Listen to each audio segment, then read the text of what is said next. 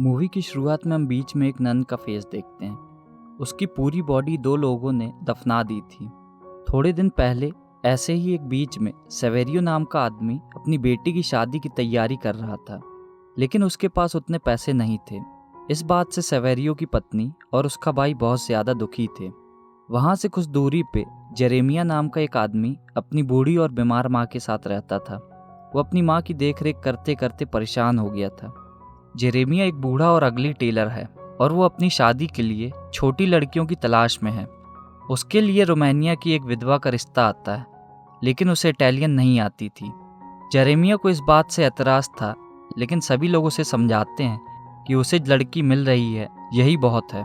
वो उस लड़की को अपना घर दिखाने ले जाता है और अपनी ज़िंदगी के बारे में भी बताता है, लेकिन वो उसकी कोई बात नहीं समझ पा रही थी। जेरेमिया अपनी हाथ की चोट के बारे में उसे बताता है, लेकिन कोई नहीं जानता था कि उसे वो चोट कैसे लगी थी। थोड़ी देर बाद वो लड़की जेरेमिया को पानी लेने भेजती है और मौका देख के वहाँ से भाग जाती है। जेरेमिया बहुत ही कंजूस और लालची था और लोगों को पैसे उधार देता था, लेकिन उनकी लाइफ में इंटरफेयर करने लगता था, जैसे कि वो उनका बहुत करीबी हो। एक रात एक नन जेरेमिया के घर एक डिश एंटीना छोड़ जाती है। जेरेमिया की माँ उससे कहती है कि ये ना जाने वो नन कहाँ से चुरा के लाई है।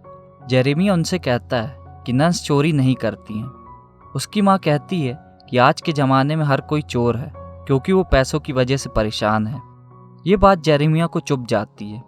दूसरी तरफ सेवेरियो की बेटी एक ब्यूटी कॉन्टेस्ट जीत जाती है, जिससे उसकी माँ और उसका भाई बहुत खुश हो जाते हैं, क्योंकि उन्हें अब पैसे मिलने वाले थे। एक दिन सेवेरियो को जेरेमिया के बारे में पता चला कि वो पैसे उधार देता है और उनका दोस्त भी बन जाता है। सेवेरियो को लगता है कि वो ज़रूरत पड़ने पर उसके काम आएगा, लेकिन वो तब भी उनके साथ रहेगा जब उन्हें उसकी ज़रूरत नहीं है। जेरेमिया की एक क्लाइंट डोना पैसे नहीं लौटा पाती है, तो जेरेमिया उसके घर जाके उसके सारे जेवर ले लेता है और उसकी अंगूठी भी ले लेता है जो वो छुपा रही थी। जेरेमिया का एक ही दोस्त था, जीनो, और वो हमेशा काउबॉय बन के घूमता था, लेकिन वो दोनों खुद भी नहीं जानते थे कि वो एक दूसरे के दोस्त हैं या नहीं।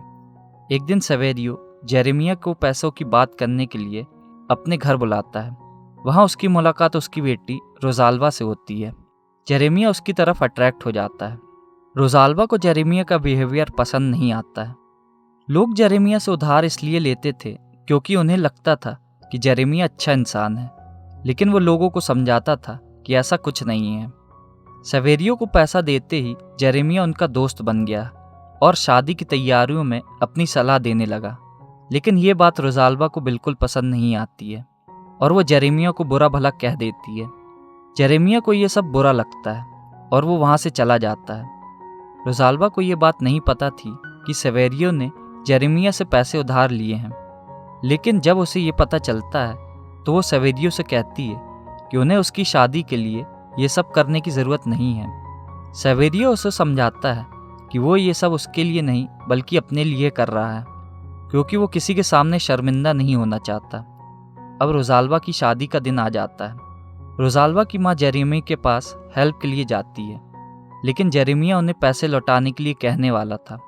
तभी उसकी माँ जेरेमिया से कहती है कि वो रोजाल्वा की ड्रेस ठीक करने में उसकी हेल्प करे। ये सुनकर जेरेमिया बहुत एक्साइटेड हो जाता है और उन दोनों को बाहर भेज के रोजाल्वा के पास चला जाता है। रोजाल्वा जेरेमिया की इंटेंशन जानती थी, लेकिन वो कुछ नहीं कर सकती थी। रोजाल्वा अपने पिता के लिए उधार को लौटाने में उनकी मदद करना चाहती थी। वो जेरेमिया से इंटरेस्ट कम करने को कहती है।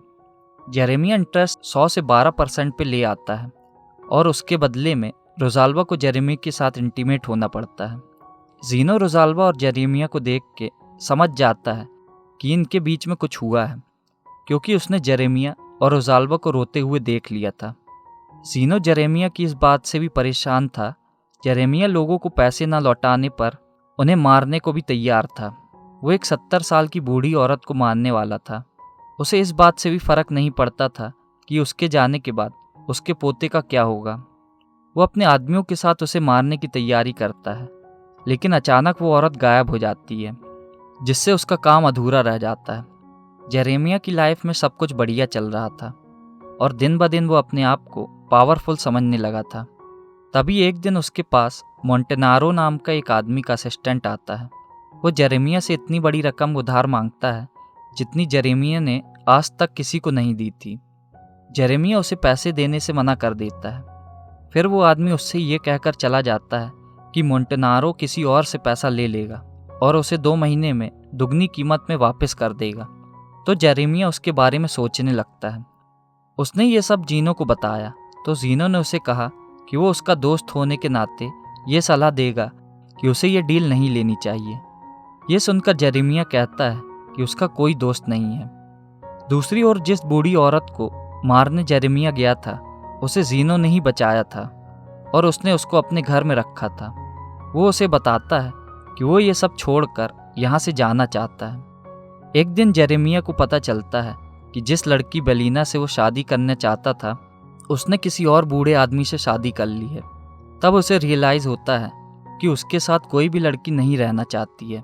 अपनी गलती का एहसास होने पर वो रोज़ाल्वा से माफ़ी मांगने जाता है, लेकिन रोज़ाल्वा उसे वहाँ से ये कहकर भगा देती है कि उसे मर जाना चाहिए। फिर वो मोंटेनारो के पास जाता है और पैसे देने के लिए मान जाता है। फिर उसे और जीनो को 2 लड़कियों के पास भेज दिया जाता है ताकि वो खुश हो जाएं। लेकिन जेरेमिया और जीनो को ये सब पसंद नहीं आता है। फिर वो वहाँ से चले जाते हैं। एक दिन सेवेरियो जेरेमिया के पास आता है। वो उसे बताता है कि उसकी पत्नी की मौत हो गई है। उसके फ्यूनरल में जेरेमिया रोज़ाल्वा को संभालता है, लेकिन रोज़ाल्वा जानती थी कि ये सिर्फ उसके पास आने की कोशिश कर रहा है।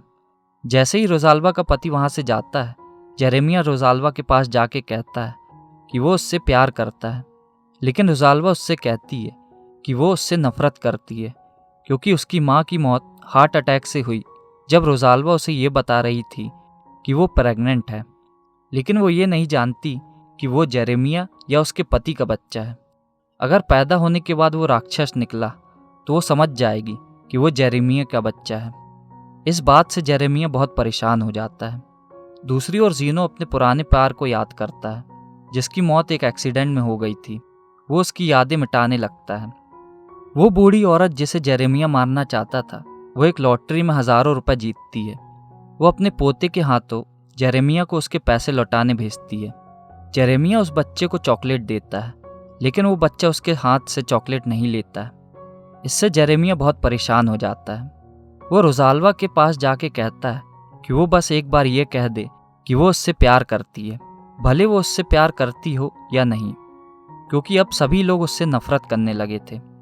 मोंटेनारो का कॉन्ट्रैक्ट जीनो एक वकील के पास भेजता है, लेकिन वो जीनो को ये कहकर मना कर देता है कि जेरेमिया एक बेकार इंसान है और वो उधार देने जैसा घटिया काम करता है। जेरेमिया उससे कहता है कि लोग उधार लेके अपने सपने पूरे करते हैं और उसमें वो लोगों की मदद करता है। उसी रात उसके घर रोज़ाल्वा आती है। उसे देखकर वो बेहोश हो जाता है। रोज़ाल्वा उससे कहती है कि वो उससे प्यार नहीं करती थी क्योंकि वो एक घटिया इंसान है, लेकिन अब उसे जेरेमिया के लिए बुरा लग रहा है और अब वो उससे प्यार करने लगी है और आज से वो उसके साथ ही रहेगी। जेरेमिया को पहले यकीन नहीं होता है, लेकिन रोज़ाल्वा उसे भरोसा दिला देती है। वो उसे इतना खुश हो जाता है कि अब वो अपनी माँ को नर्सिंग होम भेज के रोज़ाल्वा के साथ रहना चाहता है। उसकी माँ उससे कहती है कि वो रोज़ाल्वा के प्यार में बर्बाद हो जाएगा जैसे कि उसके पिता हुए थे, लेकिन जेरेमिया सब बातों को नज़रअंदाज कर देता है और अगले दिन जाके अपने सारे पैसे बैंक से निकाल लेता है। वो ये पैसे मोंटेनारो को देने वाला था और रोज़ाल्वा के साथ वहाँ से भागने की तैयारी करने लगता है। वो ये नहीं जानता था कि जीनो और रोज़ाल्वा एक दूसरे से प्यार करते हैं और वो जेरेमिया के पैसे लेके वहाँ से भागने वाले हैं। ये सब जब जेरेमिया को पता चलता है तो वो अपने माँ के पास जाता है, लेकिन वो उनसे मिलने की हिम्मत नहीं जुटा पाता। जब वो वापस आ रहा होता है, रास्ते में उसे मोंटेनारो और उसके आदमी मिलते हैं। वो उनके पास जाता है तो उसे पता चलता है कि वो सब एक्टर हैं और जीनो ने उन्हें पैसे दिए थे ये सब करने के लिए, लेकिन वो उनके भी पैसे लेके भाग गया। जीनो कई महीनों से ये सब प्लान कर रहा था। इसमें जेरेमिया के दोनों आदमी और रोज़ाल्वा मिले हुए थे। सेवेरियो रोज़ाल्वा के फैसले से सहमत नहीं था, लेकिन रोज़ाल्वा उसकी बात नहीं मानती है। अगले दिन जेरेमिया अपनी माँ से मिलने जाता है, लेकिन उनकी मौत हो चुकी थी। फ्यूनरल में कोई भी नहीं आया था सिवाय एक आदमी के। वो जेरेमिया को कुछ पैसे देता है। ये सब के बाद जेरेमिया को अपने पिता याद आते हैं। वो भी उसी की तरह थे, लेकिन फ़र्क सिर्फ इतना था कि जेरेमिया अभी भी सुधरने को तैयार नहीं था और वो अपनी बाकी की ज़िंदगी लालच के साथ ही बिताना चाहता था। इसी के साथ मूवी का अंत होता है। तो दोस्तों, आज की वीडियो में बस इतना ही। अगर आपको ये वीडियो पसंद आया हो तो आप इसे लाइक करें। आप हमारे चैनल को सब्सक्राइब भी कर सकते हैं। हम आपसे मिलेंगे अगले वीडियो में। तब तक के लिए धन्यवाद।